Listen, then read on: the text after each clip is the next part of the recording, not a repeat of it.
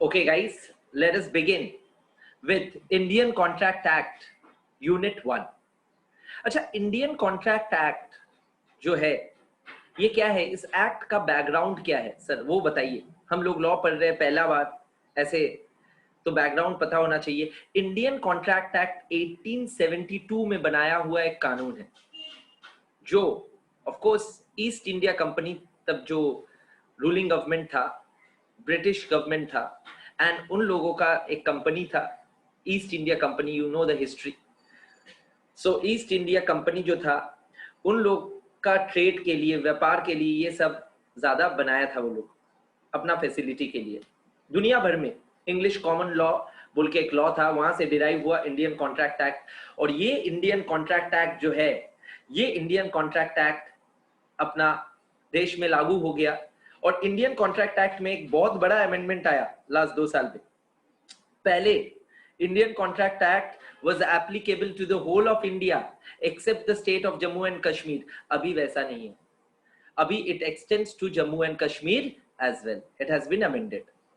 Okay, so the first thing you need to know about an act is the background of the act, and secondly, what is the present amendment, which is a very relevant amendment in this act. Okay sir. Sir, इसके बाद Indian contract act का general जो provisions है वही अपना syllabus में है। अपना सिलेबस में first 75 sections of Indian contract act है। In the syllabus of CA foundation we have first 75 sections of Indian contract act. और ये फर्स्ट 75 सेक्शंस जो है, these first 75 sections general provisions of the act के बारे में बात करता है। अब general provisions of the act के बारे में जो बातचीत है वो 6 यूनिट्स में सीए इंस्टीट्यूट ने डिवाइड किया है, 6 यूनिट में। उसमें से पहला यूनिट जो है, वो पहला यूनिट का रिवीजन मैं करा रहा हूं। और पहला यूनिट में क्या क्या है एकदम शॉर्ट में जानेंगे, एकदम शॉर्ट में, ज्यादा टाइम नहीं लेंगे, ठीक है? तो पहला यूनिट में क्या क्या है? First thing which we need to know as students, okay, is what is a contract? What is a contract? Of course I know you guys know, ठीक है? What is a contract? But मैं यही जान के revision कराने वाला हूं कि आप लोग को नहीं आता है कॉन्ट्रैक्ट क्या है, ठीक है? तो कॉन्ट्रैक्ट एक अग्रीमेंट है जो कि एनफोर्सेबल बाय लॉ है। लीगली एनफोर्सेबल अग्रीमेंट को कॉन्ट्रैक्ट कहा जाता है, ठीक है?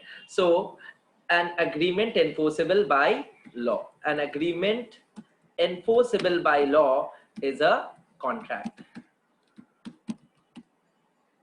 ठीक है? एंड ये जो डेफिनेशन है, ये डेफिनेशन का सेक्शन है सेक्शन 2H, ठीक है?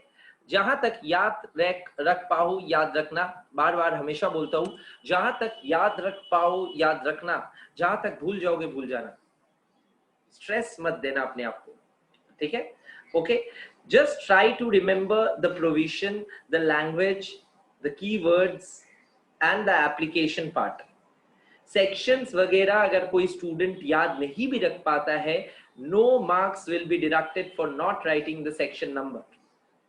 बट यस, इंप्रेशन जमता है और आंसर का राइटिंग स्किल बढ़ता है और आंसर का फ्लो बहुत बढ़िया लगता है अगर सेक्शन रहे तो। बट नहीं रहे तो उसके लिए अलग से मार्क्स नहीं कटेगा। बार बार बोलते रहता हूँ, ये सब दिमाग में घुसा लो तो अच्छा आंसर दे पाओ। ओके, नाउ सर, अभी कॉन्ट्रैक्ट तो अग्रीमेंट है, तो अग्रीमेंट क्या है हम लोग पढ़े थे। What is an agreement then? What is an agreement? अच्छा, एग्रीमेंट आर बेसिकली, एग्रीमेंट क्या था? एग्रीमेंट था offer plus acceptance. Yes sir, every promise or every set of promises which forms consideration for each other. Every promise or every set of promises, every promise, हर एक वादा और every set of promises which forms consideration for each other, consideration for each other. Sir ये section 2E है, हाँ मैं लिख दिया ना 2E, ओके, वो था 2H, ये है 2E। ये सब क्या है sir? Section numbers, sections of Indian contract act. Okay, तो सर ये है अग्रीमेंट का डेफिनेशन. यस, अग्रीमेंट का definition is this. Now sir फिर मेरे को बताइए, ये आप बोले offer plus acceptance is equal to agreement. In easy words I said yes I did. तो ऑफर क्या है सर? ऑफर क्या है? मैं बोला था जब कोई किसी को ऑफर देता है मतलब एक सवाल पूछता है. अच्छा बोलो, मैं किसी को पूछा कि क्या आपका गाड़ी मैं खरीद सकता हूं, तो क्या ये एक ऑफर है? हाँ. मैं अगर बोलता हूं आपका गाड़ी मैं खरीद लूंगा, तो ये ऑफर नहीं है. ये एक फर्क है, लैंग्वेज का फर्क. हाँ, सिर्फ लैंग्वेज का फर्क नहीं, थॉट का फर्क नहीं, ये एक इंटेंशन का भी फर्क दिख रहा है. पहला वाला में मैं उनसे उनका सहमति मांगना चाह रहा हूं, उनका राय मांगना चाहता हूं, क्या वो अपना गाड़ी मेरे को बेचना चाहता है कि नहीं. बट दूसरा वाले में, the second one, in the second one I am just telling him that I want to buy his car. I'm not asking for his opinion on it. ठीक है? तो पहला वाला constitutes an offer. Offer always signifies an assent. ठीक है? It asks for an assent to a particular question which you are asking from the offeree. You're the offerer. यही है offer sir. और ऑफर को अगर एक्सेप्ट कर ले कोई, तो वो प्रॉमिस या एग्रीमेंट बन गया. हाँ, इसीलिए तो प्रॉमिस को हम लोग एग्रीमेंट कह रहे हैं. और ऑफर प्लस एक्सेप्टेंस मिला के हो गया प्रॉमिस या एग्रीमेंट. और ये एग्रीमेंट को अगर लीगली हम लोग एनफोर्स कर पाते हैं, तो ये एग्रीमेंट है, एग्रीमेंट नहीं contract. All agreements are not contracts, all contracts are agreements. Clear है? तो ये है funda of agreement. Okay sir. Sir agreement के बाद हम लोग और क्या क्या पढ़े थे? हम लोग नेक्स्ट जो इंपॉर्टेंट टॉपिक था बुक में, हम लोग बुक देखेंगे लास्ट में, सेक्शन 10 जो कि बोलता है essentials of a valid contract. Essentials of a valid contract यानी कि अगर एक कॉन्ट्रैक्ट वैलिड हो, तो वैलिड होने के लिए क्या क्या एसेंशियल एलिमेंट लगेगा उस कॉन्ट्रैक्ट को लीगली वैलिड होने के लिए. A contract in order to be valid, what are the essential elements of a valid contract. Contract में क्या क्या रहना पड़ेगा, constituents, to make it legally valid and not void.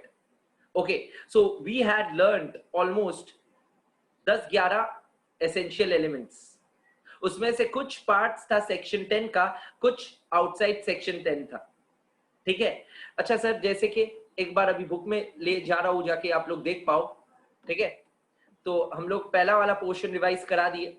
पहला वाला पोर्शन था कॉन्ट्रैक्ट क्या है, कॉन्ट्रैक्ट का डेफिनेशन, एग्रीमेंट का definition, and then difference between agreement, and then here you go, you can see that essentials of a valid contract. Like I said, section 10 of Indian Contract Act कुछ essentials बोल देता है expressly कि ये essentials होना पड़ेगा contract को valid होने के लिए.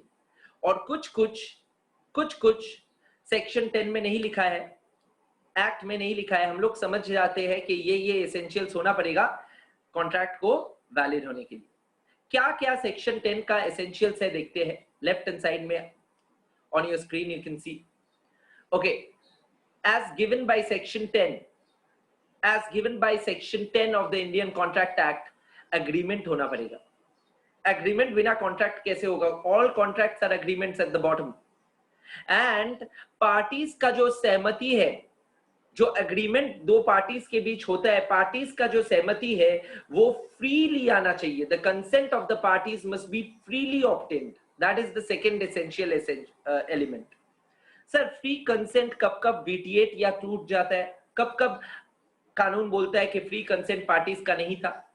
जब कॉन्ट्रैक्ट हुआ है कोएर्शन से, या फिर अनड्यू इन्फ्लुएंस से, या फिर फ्रॉड से, या फिर मिसरिप्रेजेंटेशन से, या फिर मिस्टेक से.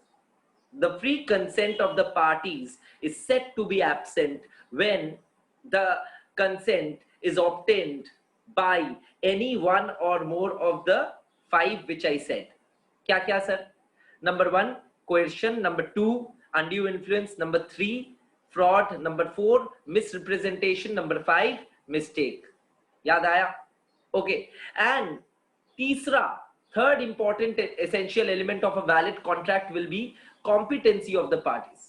Competency of the parties means parties must be competent to enter into a valid contract. जैसे अच्छा बोलो, माइनर जो 18 साल के नीचे का उम्र का माइनर होता है, ये माइनर का क्या हैसियत है कॉन्ट्रैक्ट में एंटर करने के लिए, eligibility? No, we know any contract with a minor is void ab initio. Any contract with a minor is void ab initio, यानी कि शुरुआत से वॉइड. यूनिट 2 का रिवीजन में मैं दिखा दूंगा. और ऐसा इनकॉम्पिटेंट पार्टीज और भी हम लोग पढ़े थे. कौन कौन?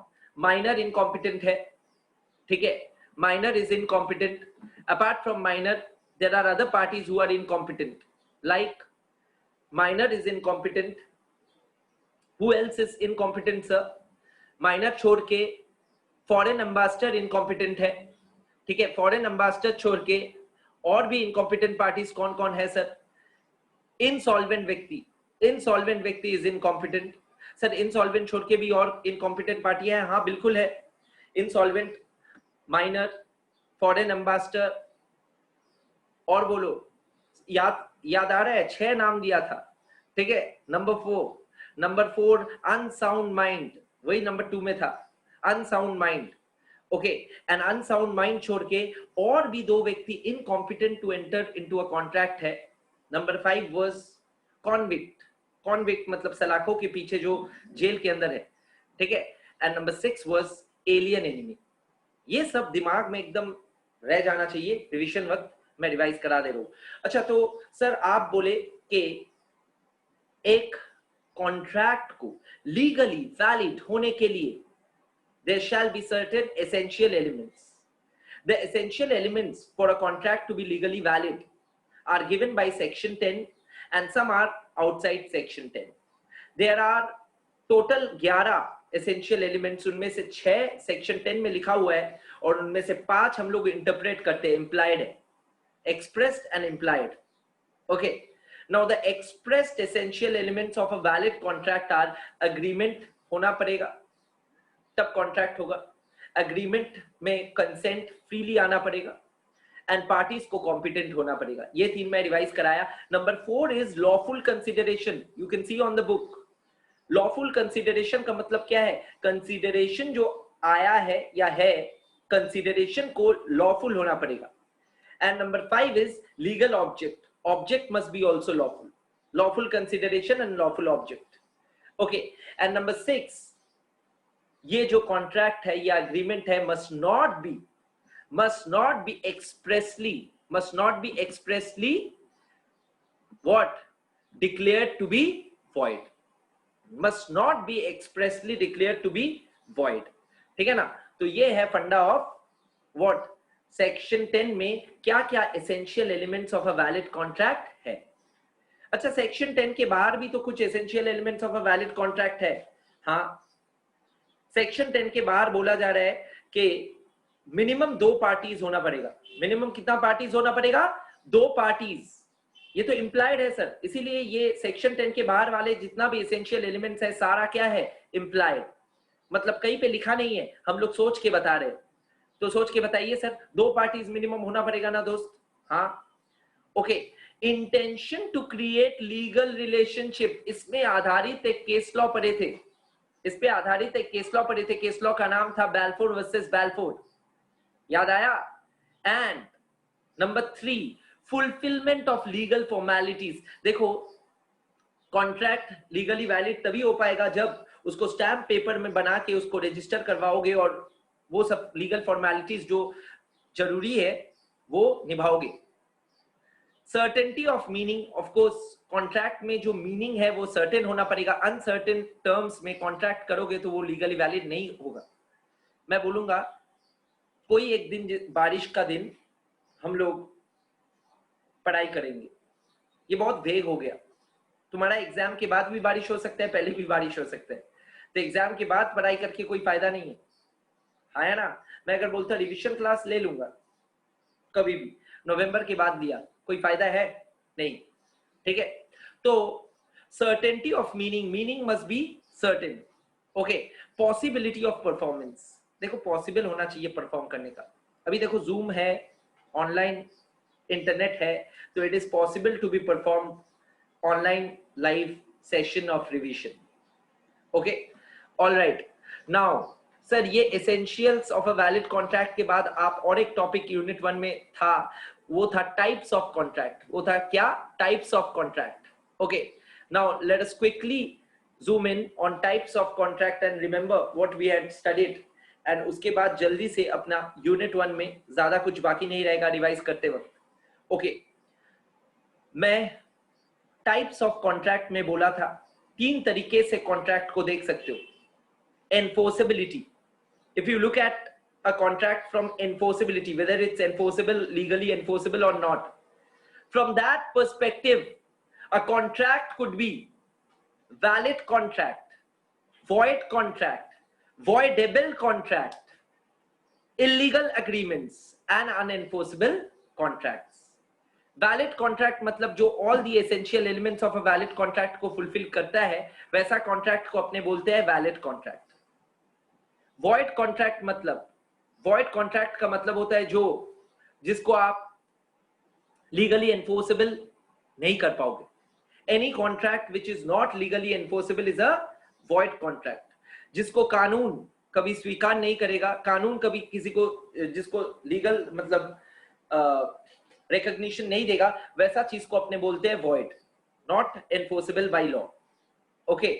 And next is voidable contract. Sir voidable contract का मीनिंग क्या है?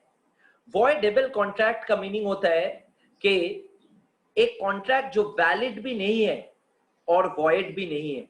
वॉइडेबल कॉन्ट्रैक्ट का मीनिंग है एक कॉन्ट्रैक्ट जो नीदर वैलिड है नॉर वॉइड है, ये समवेयर इन बिटवीन है, बीच में है। और वॉइडेबल कॉन्ट्रैक्ट नीदर वॉइड है नॉर वैलिड है, उसको वैलिड भी कर सकते हो, वॉइड भी कर सकते हो। वो किसके ऊपर है? अग्रीव्ड पार्टी के ऊपर, जिसका कंसेंट फ्रीली नहीं आया। तो बेसिकली फ्री कंसेंट अगर तोड़ के कोई कॉन्ट्रैक्ट बना है, कोई कॉन्ट्रैक्ट में कोई एक पार्टी का फ्री कंसेंट नहीं है, तो जिस पार्टी का फ्री कंसेंट नहीं है उस पार्टी को कानून एक गिफ्ट देता है, तोहफा। क्या गिफ्ट? वो गिफ्ट देता है, कानून बोलता है कि तुम बोलो ये कॉन्ट्रैक्ट को तुमको रखना है या कैंसिल करना है, वैलिड मानना है या वॉइड मानना है। तो तब जब तक ये व्यक्ति चुनता नहीं है इस कॉन्ट्रैक्ट को वैलिड रखा जाए या वॉइड बनाया जाए, तब तक ऐसा कॉन्ट्रैक्ट को अपने बोलते हैं वॉइडेबल कॉन्ट्रैक्ट। कितना आसान है, ठीक है, ओके। एंड इलीगल एग्रीमेंट्स, वो तो कभी कॉन्ट्रैक्ट बन ही नहीं पाएगा क्योंकि उसका लॉफुल ऑब्जेक्ट है ही नहीं, किसी को पीटना, किसी का सामान ले लेना। तो ये सारा इलीगल ऑब्जेक्ट के साथ जो कॉन्ट्रैक्ट्स होता है वो सारा कॉन्ट्रैक्ट्स इलीगल एग्रीमेंट्स है। वो कभी एग्रीमेंट, वो कभी कॉन्ट्रैक्ट बन ही नहीं पाएगा, इसलिए नाम क्या है? Agreement, okay. अनएनफोर्सेबल कॉन्ट्रैक्ट्स, ये बहुत इंटरेस्टिंग है। देखो वॉइड का मतलब भी नॉट एनफोर्सेबल, अनएनफोर्सेबल का मतलब भी अनएनफोर्सेबल। तो स्टूडेंट्स कंफ्यूज हो जाते हैं, students get confused, they think कि अनएनफोर्सेबल और वॉइड में क्या फर्क है। Unenforceable is temporarily void, you can write this term just to understand, not to write in the exam.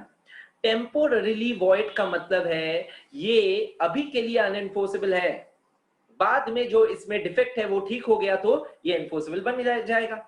जैसे कि मैं बोला था एक 40 पेजर का कॉन्ट्रैक्ट है, मतलब एक कॉन्ट्रैक्ट है विच रन्स थ्रू 40 पेजेस, 40 पन्ना है कॉन्ट्रैक्ट का।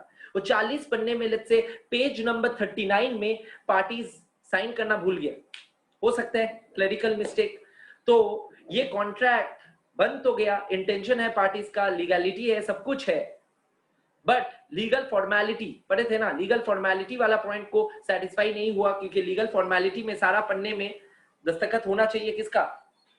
पार्टीज का। तो पेज नंबर 39 में वो तो है नहीं। तो इस कॉन्ट्रैक्ट को, ऐसा कॉन्ट्रैक्ट को अपने क्या बोलेंगे? void नहीं, मतलब ये परमानेंटली थोड़ी ना void बन गया. voidable नहीं, valid भी नहीं बोल पाएंगे. तो ऐसा कॉन्ट्रैक्ट्स को बोलेंगे unenforceable contracts. Okay sir. Sir, based on formation, if you are making a contract in writing or verbally, दोनों allowed है, तो it is an express contract where the intention is expressed through words, either written or spoken. If you're not using words, you're only using body language, sign language, facial expressions, ठीक है, then it is implied. It is implied, and also circumstances. Okay, and then there are contracts where neither you are giving any effort through your body language or your words, but contract is happening through operation of law. Such contracts are known as quasi contracts. It is implied by law. जैसे कि मैं अगर मेरा सामान कहीं पे खो के आया, कहीं पे भूल आया, तो जिस व्यक्ति को मेरा सामान मिलेगा वो व्यक्ति वो सामान का ओनर नहीं बनेगा. उसका ड्यूटी रहेगा कि उसका ट्रू ओनर यानी मुझे वो ढूंढे. और ये जो ड्यूटी उनके ऊपर आ रहा है, ये ड्यूटी है under quasi contract. Contract is getting formed on its own through operation of law, through implication of law. Such a contract is known as quasi contract. Okay sir. And e-commerce contract क्या है sir? E-commerce और tacit book के अंदर मिलेगा. Implied का ही एक छोटा भाई है tacit. Tacit मतलब बातचीत नहीं होगा, बट एक पर्टिकुलर कंडक्ट से कोई अगर कॉन्ट्रैक्ट बन रहा है तो वो कॉन्ट्रैक्ट को अपने बोलते हैं tacit, which is inferred from the behavior of the parties. जैसे सर, जैसे कि एटीएम मशीन से पैसा विड्रॉ करना, दैट इज टैसिट कॉन्ट्रैक्ट. वहां पे इंटेंशन ऑफ द पार्टी है बैंक से पैसा लेने के लिए, ठीक है. तो सर एटीएम से पैसा विड्रॉ करना is tacit, yes. Okay. Auction is another example of tacit contract. हम लोग एक पर्टिकुलर तरीके से बिहेव करते हैं ऐसा कॉन्ट्रैक्ट्स में. जैसे कि एटीएम में हम लोग जाते हैं तो हम लोग को रूल्स रेगुलेशंस फॉलो करना पड़ता है. ऑक्शन में अगर बैठोगे कभी भी, ऑक्शन मतलब नीलाम घर में अगर कभी भी जाओ तो you will definitely observe that there are certain rules. Okay, so all these are what? All these are places where your behavior or conduct is particular and very much in a manner which is known to you. So from your conduct, the way you conduct yourself in an ATM kiosk or in an auction house, at an auction house, determines whether you want to enter into a contract or not. Such contracts are known as tacit. They are implied only, but tacit, particular behavior. E-commerce contracts मतलब आजकल जो भी online खरीदते हो बेचते हो वो सारा e-commerce contract हो गया. E-commerce, okay, electronic. Okay, now performance, based on performance सबसे easy था. Contracts either हो गया है मतलब executed या फिर होना बाकी है executory. Executory contracts could be of two types. Type number one, executory contracts दो तरह का हो सकता है. Type number one है unilateral contract. Unilateral contract मतलब कोई एक पार्टी अपना वादा निभा दिया, दूसरा पार्टी वादा निभाना बाकी है. तो यूनिलैटरल एग्जीक्यूटरी या बायलैटरल एग्जीक्यूटरी जहां पे दोनों पार्टीज का ही बाकी है. क्लियर है? तो this is our types of contract. After that unit 1 में ज्यादा कुछ नहीं था. अगर याद करो, ऑफर था एंड टाइप्स ऑफ ऑफर था एंड एक्सेप्टेंस था and then communication of offer and acceptance था. Okay, let us quickly see. Offer का सेक्शन याद रखना. कुछ सेक्शंस अपने याद कर लेंगे. क्या है ऑफर का सेक्शंस? 2A. ऑफर का सेक्शन है सेक्शन 2A. ओके, तो देखो अपने क्या क्या सेक्शन सीख गए. 4 सेक्शन सीख गए. 2H defines contract, 2E defines agreement, section 10 talks about essentials of a valid contract, and section 2A talks about offer. Okay, अच्छा सर, अब ऑफर का डेफिनेशन आप बोले थे, एक बार दिखा दीजिए। हाँ देख लो, डिविजन चल रहा है तो एक बार देख लो। ऑफर का डेफिनेशन में लिखा है कि व्हेन वन पर्सन सिग्निफाइज मतलब बताता है to another his willingness to do or not to do something or abstain from doing something. Abstain का मतलब कुछ ना करना. Anything with a view to obtaining the assent. Very important. Offer तभी offer माना जाएगा जब there's a view to obtain the assent of that other party. ठीक है, तो ये था ऑफर. और टाइप्स ऑफ ऑफर मैं बता दूं, और मैं पहले ही ऑफर में पहले ही बता दिया था. Offer and intention to what? Intention to do something, mere declaration of your intention and invitation to offer are separate things. Sir invitation to offer लेके आप बताया नहीं, बता दे रहा हूं अभी. तुम लोग इशू ऑफ शेयर्स चैप्टर की हो अकाउंट्स में? हाँ सर, इशू ऑफ शेयर्स में एक कंपनी सिक्योरिटीज इशू करने से पहले एक प्रोस्पेक्टस, एडवर्टीजमेंट की तरह, डिक्लेरेशन की तरह एक प्रोस्पेक्टस इशू करता है. प्रोस्पेक्टस देख के जो एप्लीकेंट्स है वो एप्लीकेंट शेयर के लिए अप्लाई करता है.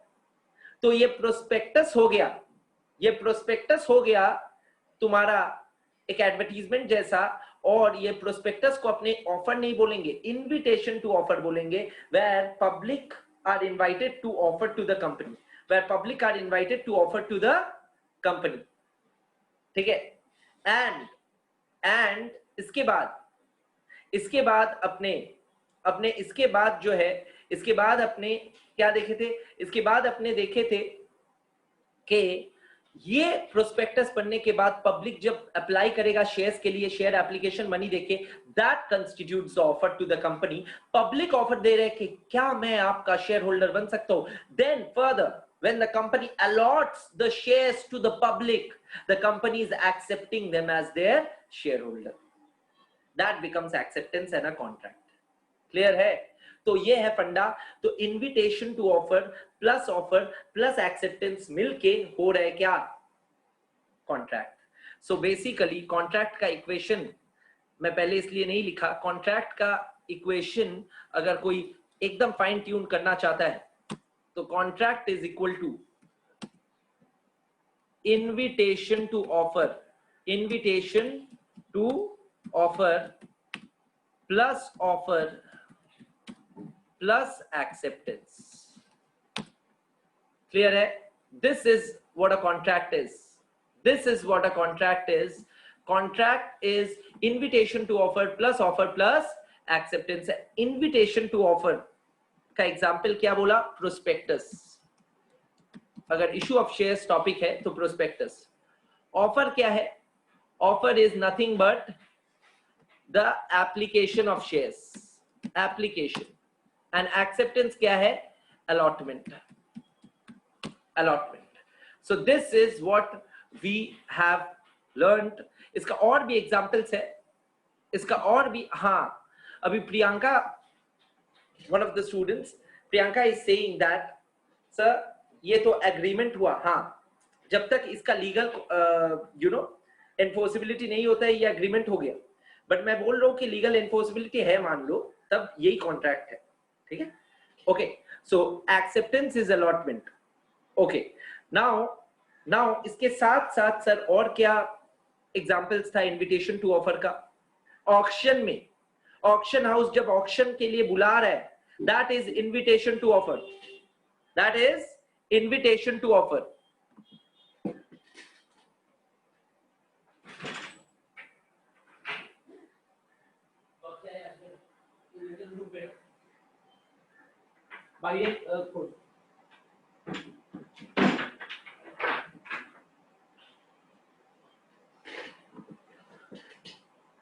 Sorry for the video. Now एक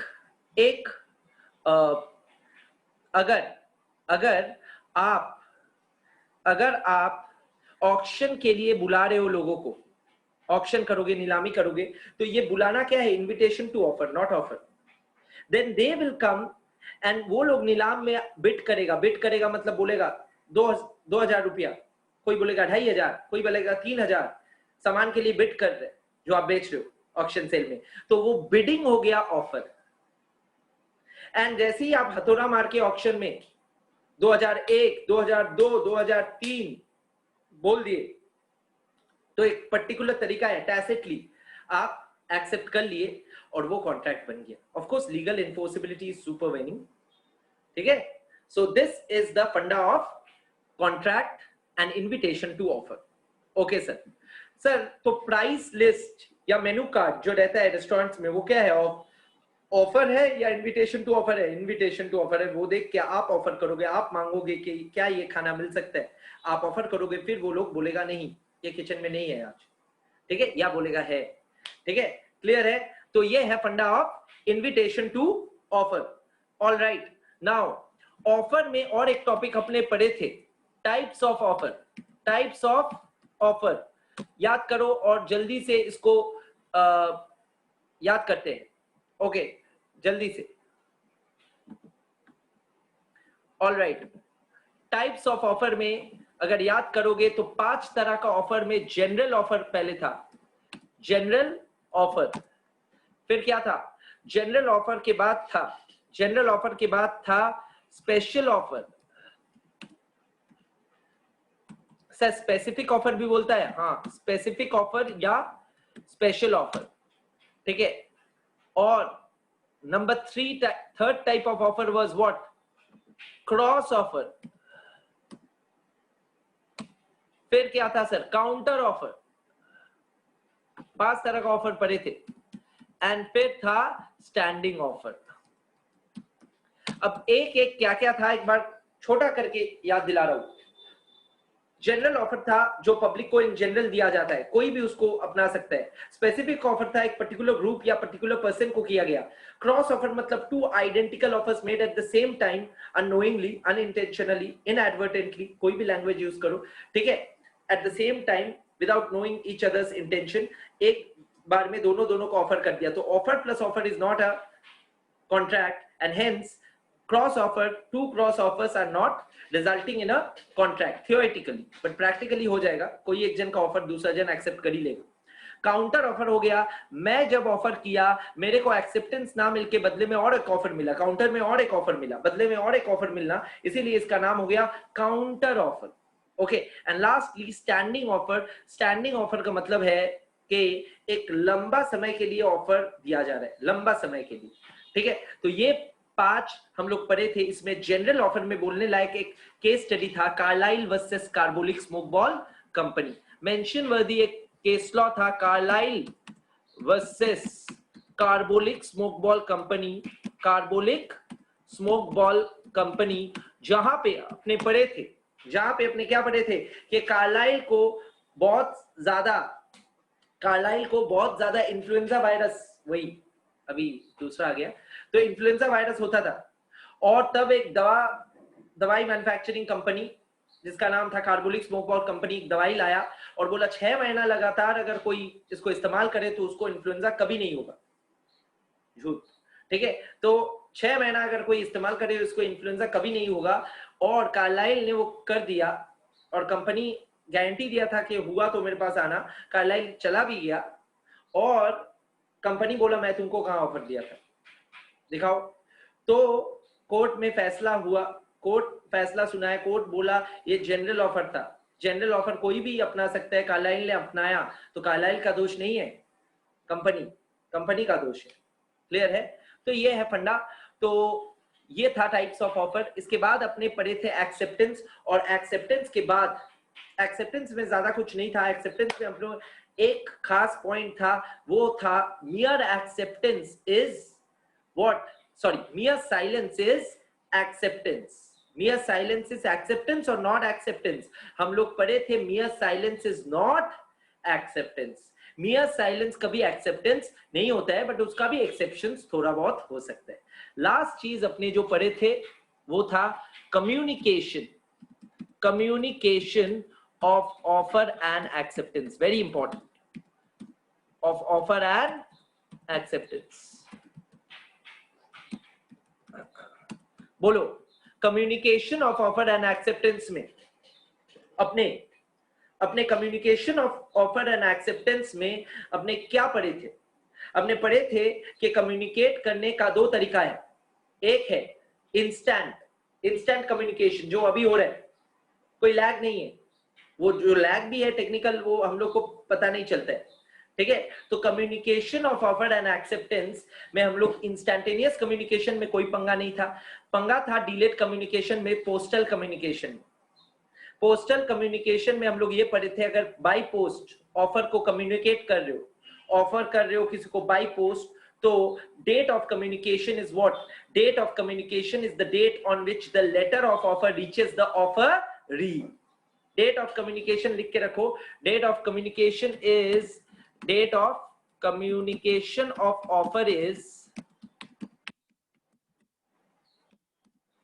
date on which the letter of offer reaches the offeree. Clear है? Answer. What about अपना date of acceptance? Let's say 4 तारीख को, अक्टूबर का 4th को कम्युनिकेशन ऑफ ऑफर हुआ है, यानी कि चिट्ठी पहुंचा है ऑफर के पास। 2 तारीख भेजा था, 2 तारीख नहीं, गांधी जी का बर्थडे में नहीं, 1 अक्टूबर को कोई लेटर ऑफ ऑफर भेजा, तो वो 4 तारीख को पहुंचा लेट्स से ऑफर के पास, तो date of communication of offer माना जाएगा 4th अक्टूबर। एंड 6th अक्टूबर को लेट्स से एक्सेप्टेंस का चिट्ठी भेज दिया ऑफरी, और वो एक्सेप्टेंस का चिट्ठी पहुंचा ऑफरर के पास 8th अक्टूबर। तो डेट ऑफ एक्सेप्टेंस कौन सा माना जाएगा? 6th या 8th? ऑफरर के लिए 6th, ऑफरी के लिए 8th। यही पढ़े थे और यही पढ़ाया था। यही था communication of offer and acceptance. Clear है? तो ये फंडा था। यही फंडा पढ़ने के बाद अपना यूनिट 1 खत्म होता है। नाउ यूनिट 1 का कुछ सवाल जवाब अपने अभी देखेंगे। मैं क्या बोला था एक बार देख लेना। We will do unit wise revision. Unit 1 is done. Unit wise revision में question answers, देखो unit wise revision, उसके नीचे क्या लिखा? Q&As, तभी हो जाएगा। और पूरा एक्ट के एंड में जाके इंडियन कॉन्ट्रैक्ट एक्ट जैसे ही खत्म होगा, आरटीपी एंड मॉक टेस्ट, वैसे ही सेल ऑफ गुड्स एक्ट, वैसे ही पार्टनरशिप एक्ट, एलएलपी और कंपनीज तो छोटा है और जल्दी होगा। क्लियर है? तो ऑल 5 एक्ट्स अगर दिमाग में ऐसे घुस गया, this is the perfect nourishment possible before your exams, which is on 19th. Delay हो गया 10 दिन से। ओके, लेट्स पोस्टपोन हो गया, sorry. Let's continue the question answers, then we will take a 1 minute break and start with unit 2। ठीक है? इसमें question answers, ये फाइल मेरा बनाया हुआ है, ये फाइल एक्चुअली ये बुक है, मैं प्रिंट करा के देता था, अभी तो तुम लोग को सॉफ्ट कॉपी दे दिया। Okay, now on this book there are many questions of law. सारा क्वेश्चंस जो करके जाएगा उसको बहुत कॉमन मिल जाएगा।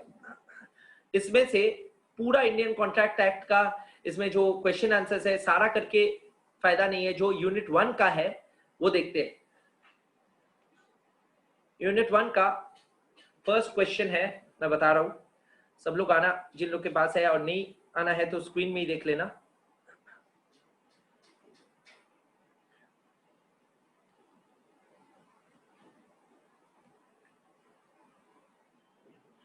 This question, just go through it. ये पास पेपर का ही क्वेश्चन है, मेरे साथ ही पढ़ना। Ramaswamy proposed to sell his house to Ramanathan. Ramanathan sent his acceptance by post. Next day, Ramanathan sends a telegram withdrawing his acceptance. इसको बोला जाता है revocation, revocation of acceptance. Revoke कर दिया, कैंसिल कर दिया। पहले एक्सेप्टेंस भेजा नॉर्मल चिट्ठी से, फिर स्पीड पोस्ट से, टेलीग्राम से विड्रॉ कर लिया एक्सेप्टेंस। ठीक है? Examine the validity of acceptance according to Indian Contract Act in the light of the following. Following मतलब 2 सवाल और है।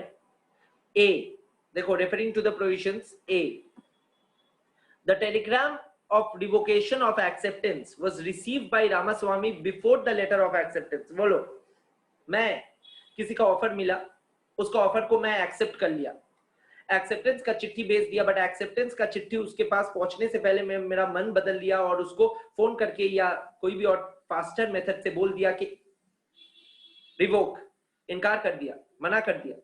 तो बोलो क्या होगा, एक्सेप्टेंस वैलिड होगा या इनकार? इनकार, रिवोकेशन वैलिड हो जाएगा। तो यहाँ पे वही आंसर है, देखो, yes the revocation of acceptance is valid, क्योंकि पहले अगर रिवोकेशन पहुंचता है तो जो पहले पहुंचेगा वही वैलिड है।